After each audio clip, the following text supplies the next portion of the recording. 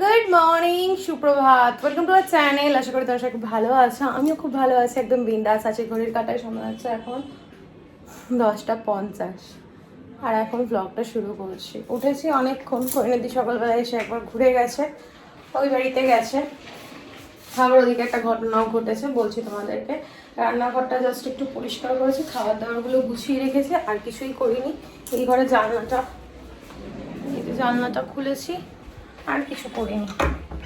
সিনটি ঘুমাচ্ছে, ওই যে সিনটি একবার সকালবেলা ওয়াশরুম যায়, সেই ফাঁকে আমি একবারে বিছানাটা পরিষ্কার করে নিই। সেরকমটাই আজকেও করেছি। গুড মর্নিং শিনু, বলবো বলে এখনো চোখে ঘুনু ঘুনু কাটেনি। বাইরে তো একদম রোদ ঝলমল করছে। এবার বলি কি হয়েছে। সকালবেলা এসছে, আর আজকে আমার কি জানি কি হয়েছিল, ঘুম যেন চোখ থেকে সরছিলই না। সকালবেলা অতনু আজকে 5:30টার সময় ও দোকানে বেরিয়েছে, কারণ প্রচুর মালের স্টক ঢুকেছে, তো সেগুলোকে গোছানোর জন্য বেরিয়ে গেছে। যেহেতু এখন স্টাফ খুব কম, শুভ আসছে না, তারপর দেবজিৎদের বাড়িতে লোকনাথ পুজো ছিল বলে ও 2 দিন ছুটি নিয়েছে, তো সেই কারণে ওর ওপর প্রেশার পড়ে গেছে। বলছে কালকে রাত্রেবেলা এসে বলছে মাথাটা যে এরকম ডেস্কের সামনে নিচু করেছি আর এরকম উঁচু করতে পারিনি, মানে এতটাই প্রেশার। শুধু প্রেসক্রিপশন পড়েছে আর মেডিসিন সাপ্লাই করেছে। যত কাস্টমার এসছে সবাই বলছে স্টাফ রাখো, স্টাফ রাখো। এখন দেখো বললেই তো আর পাওয়া যায় না, একটা বিশ্বস্ত লোকের দরকার।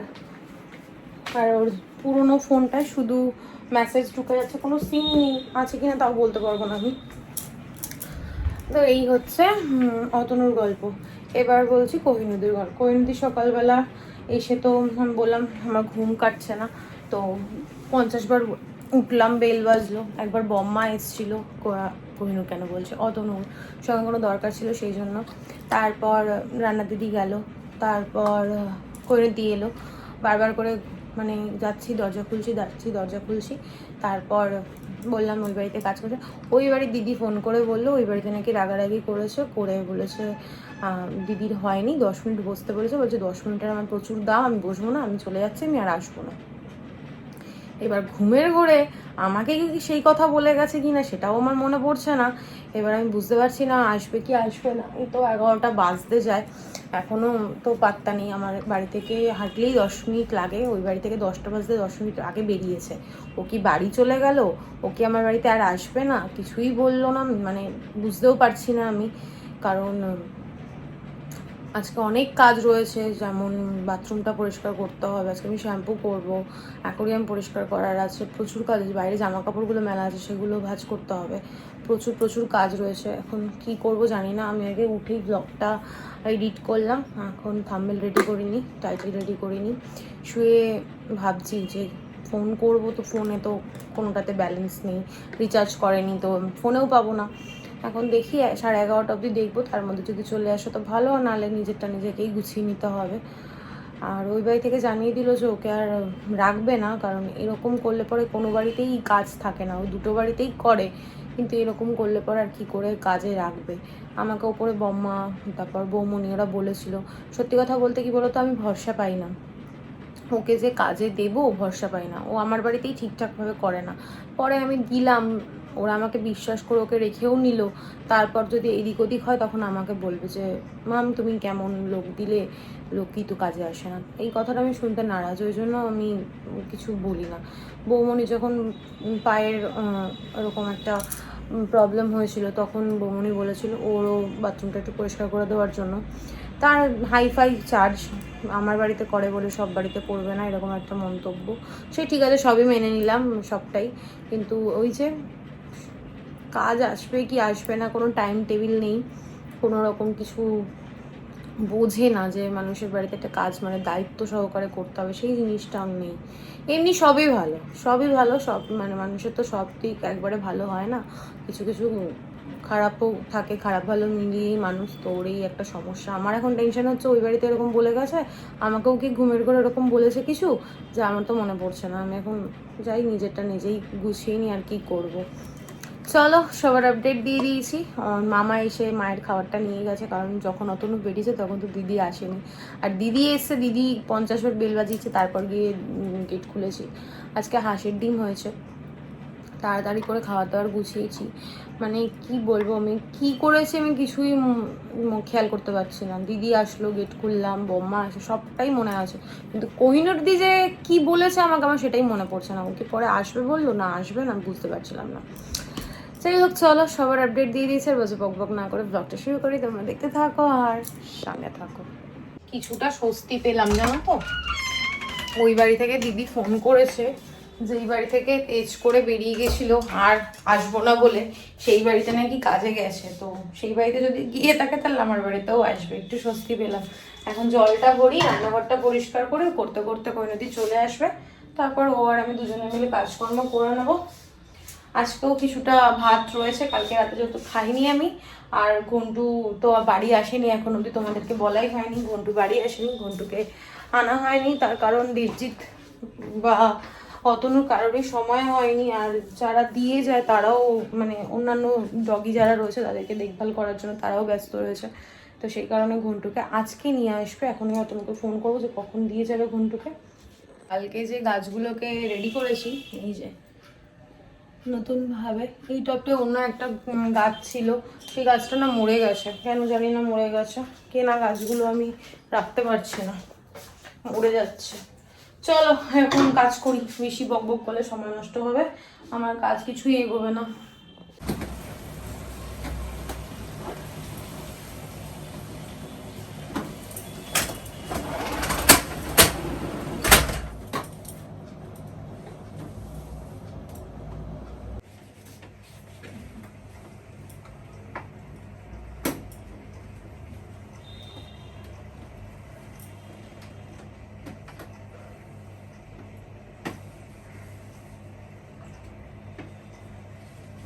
এখনো আসেনি, কোনো আজকে আসবে। তোমাদের সঙ্গে একটা কথা শেয়ার করবো বলে ক্যামেরাটা অন করলাম। আজকে সকাল সকাল ঘুম থেকে উঠে একটা বাজে খবর পেলাম। কৈনদি, ওই যে দুধ দিতে আসে যে জেঠুটা মনে আছে, একটু খুঁড়িয়ে খুঁড়িয়ে হাঁটে, জেঠুটা 3 দিন হলো মারা গেছে। সেই গরমে স্ট্রোক। শুনে গেলাম তো, আমি তখন দাঁড়িয়ে দাঁড়িয়ে শুনছিলাম। তুমি ছিলে তখন? ও, ওই দাদুটা বলছিল এই যে এখানে চুলগুলো রয়েছে, ছাড় দাও।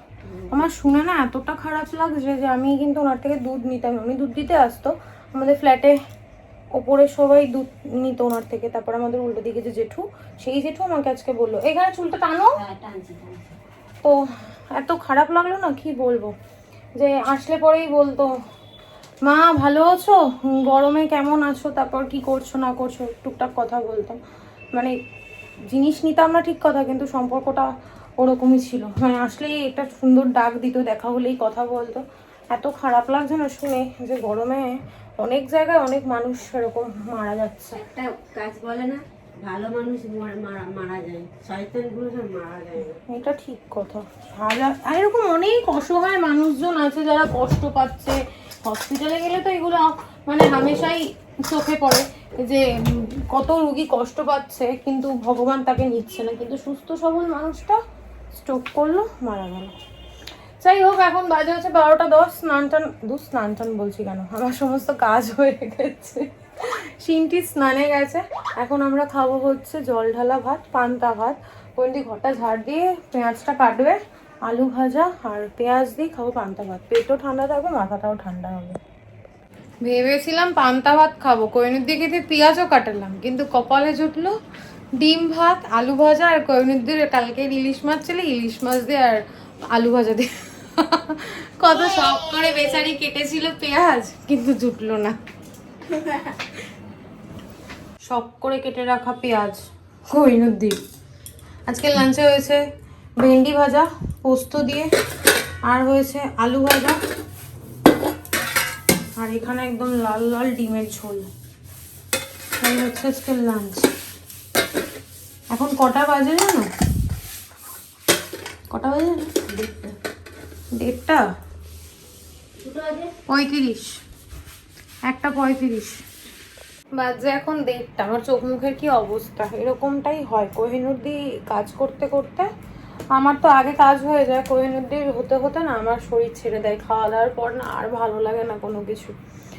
দেবজিৎ গেল ঘন্টুকে আনতে, যদি কোহিনুর দির কাজ কমপ্লিট হওয়ার আগে চলে আসে তাহলে কোয়েন্দি স্নানটা করিয়ে দিয়ে যাবে। যদি স্নান না করে না খুব বাজে একটা গা থেকে স্মেল ছাড়ে, যেহেতু আরও বন্ধু বান্ধবদের সঙ্গেও থাকে তো ওই জন্য স্নানটা করিয়ে দিলে ভালো হয়। যদি না করাতে পারে কোয়েন্দি কথা জড়িয়ে যাচ্ছে, আমার ঘুম পাচ্ছে ভীষণ, প্রচণ্ড ঘুম পাচ্ছে।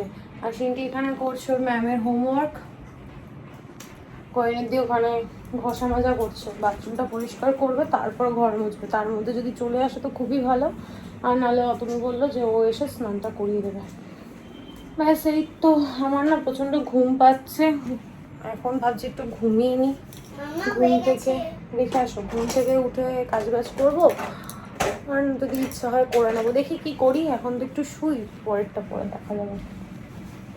গুড ইভিনিং, বাজে এখন 8টা 8, অনেকক্ষণ পর ক্যামেরার সামনে। আর এখন আমাকে দেখে বুঝতেই পারছো স্নান টান করে ফ্রেশ হলাম। এই জাস্ট সিনটির ম্যাম এসছে অনেকক্ষণ, 7:30 নাগাদ এসছে। আর আমার ঠোঁটটা দেখতে পাচ্ছ পুরো ব্ল্যাক একটা স্পট পড়ে গেছে। বোরলিং দিয়েছি, প্রচণ্ড ব্যথা করছে, ব্যথার থেকেও বড় কথা জ্বালা করছে। যেমনি এই জায়গাটা হয়েছে তেমনি নাকের এইখানটা হয়েছে, চোখের এইখানটায় হয়েছে। আজকে ভাবছি অতনুকে বলে কিছু একটা ব্যবস্থা করাতে হবে, নাহলে প্রচণ্ড জ্বালা করছে। আমার স্কিনের অবস্থা খুবই খারাপ, কানের এই পাশটায় লাল হয়ে গেছে, তোমরা কি দেখতে পাচ্ছ জানি না, এই জায়গাটা দিয়ে লাল হয়ে গেছে, জ্বালা করছে। স্কিনের অবস্থা ভীষণই খারাপ। সমুদ্রে গেলে আমার এই প্রবলেমটা হয়, মানে স্কিনটা জানি না কেন এরকম হয়ে যায়। পাহাড়ে গেলে পরে হয় কোল্ড অ্যালার্জি, আর জঙ্গলে ওই যে একমাত্র ডুয়ার্সে গেছি, তাছাড়া ডুয়ার্সে গিয়ে আমার কোনো রকম কোনো অভিজ্ঞতা খারাপ হয়নি, খারাপ এক্সপিরিয়েন্স হয়নি, ঠিকঠাকই ছিল সব। তবে যাবোটা কোথায়? যাই হোক, এসব কথা বাদ দিই। কালকে একটা নেমন্তন্ন আছে, সেটা হচ্ছে আমার পিসি দিদার বাড়ি। মানে আমার পিসি দিদা বলতে আমার শ্বশুর বাড়ির তরফ থেকে আমার শাশুড়ি মার পিসি, তো আমাদের দিদাই হবে, আই গেস, তাই তো হবে, দিদাই তো হবে। পিসি দিদার বাড়িতে পুজো আছে, পুজোর নেমন্তন্ন। আর রবিবার দিনও আমাদের একটা নেমন্তন্ন পড়েছে। এই রবিবারটাও আমার নিজের জন্য নিজেদের জন্য টাইম আর বের করা হবে না, কারণ অতনুর খুব ক্লোজ, মানে খুব সরি ভুল বললাম, খুব ক্লোজ না, আবার খুব ক্লোজও হয়তো, আমি ঠিক জানি না। ওর ছোটোবেলার বন্ধু, তার পুচকেটা ছেলে নামে আমি জানি না, তো তার অন্নপ্রাশন, তার ইনভিটেশন আছে। আবার কালকে ইনভিটেশন আছে, প্রচুর এখন খাওয়া দাওয়া হবে। যাই হোক, এখন আমি টিভি দেখব, এডিট করব, কি অবস্থা। আর এখানে আমাদের পাড়ায় তো সারাক্ষণ বাজি ফেটেই যাচ্ছে, এই যে দুমদাম আওয়াজ হচ্ছে। তোমাদের ওখানেও নিশ্চয়ই এরকমটাই হচ্ছে, সিচুয়েশান এখন এরকমই। মানুষজন ভালো থাকলেই ভালো, তাই না বলো? সে যে দলই আসুক, আমরা ভালোভাবে থাকলেই ভালো। আমি কোনো দল নিয়ে কোনো কথা বলতে চাই না, কারণ কোনো দল আমি নিজেও করি না, আমাদের ফ্যামিলিতে কেউ কোনো দলাদলি নেই। নিজেদের মতো নিজেরা যেই সরকারই থাকুক না কেন, আমরা ভালোভাবে বাঁচলেই হলো। মানে আমরা সাধারণ মানুষ, আমি শুধু আমাদের ফ্যামিলির কথা বলিনি, সাধারণ মানুষের কথা বলেছি। যাই হোক, অনেক জ্ঞান দিয়েছি, এখন একটু রেস্ট নিই। আর ভালো লাগছে না, প্রচণ্ড মাথা যন্ত্রণা করছে। আমার এই মাথা যন্ত্রণার রোগটা না অনেক ছোটো থেকে, জানো তো, ছোটো থেকেই যে মাথা যন্ত্রণা শুরু হলে আবার ততক্ষণ না একটা ভালো ডিপ ঘুম হবে, ততক্ষণ এই মাথা যন্ত্রণাও কমবে না। চলো পরে দেখা হচ্ছে। কোথায় চললেন? প্লাম চিকেন আনতে। বলে মুখে হাসি তো আর ধরে না। আর চুলটা বেড়েছে দেখেছো? চুলটা কি সুন্দর নিয়ে এসছো। গনু কি করছো, ঘুমোচ্ছে? কাটা আছে এখানে। তুই খা, আমি খাবো না। দরজাটা ঠিক করে দিয়ে আয়, খোলা তো। ম্যাম চলে যাওয়ার পর খিদে পেয়েছে, আমি বলছি কালকে প্লাম চিকেনটা তো পুরো কমপ্লিট করিস না, ওটা আছে ওটা খা। একটু গরম করে দেবো নাকি? না না, ঠান্ডাই খেতে পারি। আমি বসে বসে নেল পলিশটা একটু চেঞ্জ করলাম, তো সিন্টিয়া জিজ্ঞেস করছে এটা কি, আমি বলছি এটাই তো ইম্পর্টেন্ট, ভোটের কালি। আর আমি দেখছি গোপাল ভাঁড়, আমার খুব ভাল লাগে গোপাল ভাঁড়, নন্টে ফন্টে, এগুলো দেখতে খুব ভাল লাগে, এগুলোই দেখি সারাদিন বসে বসে, যখনই ফাঁক পাই তখনই এসবই দেখি। চলো তুমি এবার খাওয়া দাওয়া করো। কথাতেই আছে, বাঙালির বোরলিংই হচ্ছে ভরসা। আমার যাই হোক না কেন, আসো যাই হোক না কেন বোরোলিনটাই বেশি প্রেফার করি। ঠোঁটে বোরোলিন লাগিয়েছি, চোখের পাতায় বোরোলিন লাগিয়েছি, নাকের এখানে বোরোলিন লাগিয়েছি। অতনু চলে এসছে, এখন আমরা করব ডিনার। তো তোমাদের সঙ্গে একটা জিনিস শেয়ার করবো বলে ক্যামেরাটা অন করলাম। আজকে যখন আমি এসিটা পরিষ্কার করছিলাম তখন সিনটি গিয়েছিল স্নান করতে। হ্যাঁ, সিনটি গিয়েছিল স্নান করতে। চিৎকার করে কেন? সিনটি গেছিল স্নান করতে, তখন কোহিনুর দিয়ে আজকে আমাকে ভিডিও করে দিয়েছে। আমি শুধু বললাম ক্যামেরাটা অন করে দিয়েছে, আমি বলছি গিয়ে তুমি একটু ভিডিওটা করে দাও তো, কারণ আমার ট্রাইপডটা না নষ্ট হয়ে গেছে। তো ওই জন্য কোহিনুর দিয়ে এখন ভিডিও করে দেয়। আর যখন কোনো কিছু তোমাদের সঙ্গে শেয়ার করার হয় ফোনটা খাটের ওপর রেখে তোমাদের সঙ্গে শেয়ার করে। একটা ট্রাইপড আমাকে অর্ডার দিতে হবে। সব কিছুই কেনা হচ্ছে কিন্তু ট্রাইপডটাই কেনা হচ্ছে না। তো চলো এখন ডিনার করে নিই, তারপর ব্লগটা এন্ড করছি। বাজে এখন 12:25।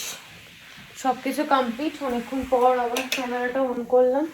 অতনু বাথরুমে ঘন্টুর জামা কাপড় ধুচ্ছে। আসা মাত্রই ছেলে আমার পটি করে সব কিছু মাখিয়ে রেখেছে, সেগুলোই এখন অতনু পরিষ্কার করছে, কারণ সকালবেলা বেরোনোর সময় মেলে রেখে যাবে। আওয়াজ পাচ্ছ জলের। আর ছেলে আমার ওই ঘরে, আজকে এই ঘরে আর আনবো না, কারণ ওর স্নান হয়নি। এতদিন বন্ধু বান্ধবের সঙ্গে ছিল তো ওই জন্য আজকে আর এই ঘরে না, ওইখানেই শোবে। যাই হোক, আমি মানে কথা বলতেও বেশি পারছি না, ঠোঁটটা ভীষণ ব্যথা করছে, দেখতেই পাচ্ছ। চপচপ করে একবারে বোরোলিন দিয়েছি। আর টিভিতে চলছে গোপাল ভাঁড়, শুয়ে শুয়ে গোপাল ভাঁড় দেখছিলাম। ডিনার করলাম, সেই নান ছিল রবিবার দিন যে তাই খেতে গেলাম। কোথায় গেছিলাম রে খেতে, মনে আছে তোর? নামটা আমি ভুলে গেছি। তো ওইখানে নানটা ছিল না না, আর কি যেন একটা ধাবা, রং দে বসন্তি ধাবা এরকম কিছু একটা হবে। যাই হোক, নামটা মনে পড়ছে না। তো ছিল নানটা আমি ফেলে দেবো, তার থেকে আজকে একটু ভাতটাও কম ছিল, ওই জন্য আমি নানটা খেয়ে নিলাম। সিনটি অতনু সব ভাত খেয়েছে। ব্যাস, ডিনার কমপ্লিট। এখন বিছানাও, এই যে বিছানাও রেডি। গুড নাইট বলে দাও। Good night, tata. আমি এখন শুয়ে পড়বো। ব্লগ আজকে কি করেছি জানি না, কতটুকু তোমাদের সঙ্গে শেয়ার করেছি। কাজকর্ম করতে করতে এখন আমি প্রায় দিনই শুয়ে পড়ছি, ঘুমিয়ে নিচ্ছি, তারপর আবার সন্ধ্যেবেলায় উঠে স্নান টান করছি। কালকে আবার নেমন্তন্ন আছে আমাদের। তোমাদের তো বললাম পিসিদিদার বাড়িতে পুজো আছে, তো আমার মাকেও নেমন্তন্ন করেছে, কিন্তু আমার মায়ের শরীরটা ভালো না। আমার মায়ের শরীর কখনোই ভালো থাকে না, যদিও এতগুলো রোগ যেই মানুষের মধ্যে বসবাস করে, তো সেই মানুষের শরীর খুব একটা ভালো থাকার কথাও নয়। আবার এখন গরম প্রচণ্ড, সেই গরমে মায়ের আবার ইনফেকশন মতো হয়ে গেছে পেটে, কারণ মা একটু ভারী মানুষ, তো ভারী মানুষদের অনেক রকম প্রবলেম হয়। তো সেই কারণে মা যাবে না, আমি আর সেন্টে যাবো। অতন কথা তো ছেড়েই দাও। আর আমি নেল পলিশ করেছিলাম, তোমাদের দেখিয়েছি জানি না, খেয়াল নেই। হ্যাঁ মামা, তুমি দেখিয়েছিলাম। তো কালকে ভাবছি চুড়িদার পরেই যাবো, শাড়ি পরবো না, কারণ শরীরের অবস্থা খুব একটা তো ভালো না। তো এই গরমে পারবো না। আর ঠোঁট নাক যা আমার হয়ে রয়েছে, সেগুলো ঠিক না হলে পরে আমি আর বেশি তামঝাম করে কিছু করতেও পারবো না। সিম্পলভাবে চুড়িদার পরেই চলে যাব। এখান থেকে যতীন দাস, এখান থেকে কাছাকাছিও, আবার বেশি দূরও নয়, আবার খুব কাছাকাছি সেরকমও নয়। তো আমার শাশুড়ি মা হয়তো সকালবেলা বা দুপুরবেলা কখন যাবে জানি না, যদিও আমি এখান থেকে সিনটি পড়বে, পড়া কমপ্লিট হবে, তারপরেই 7টা নাগাদ যাবো।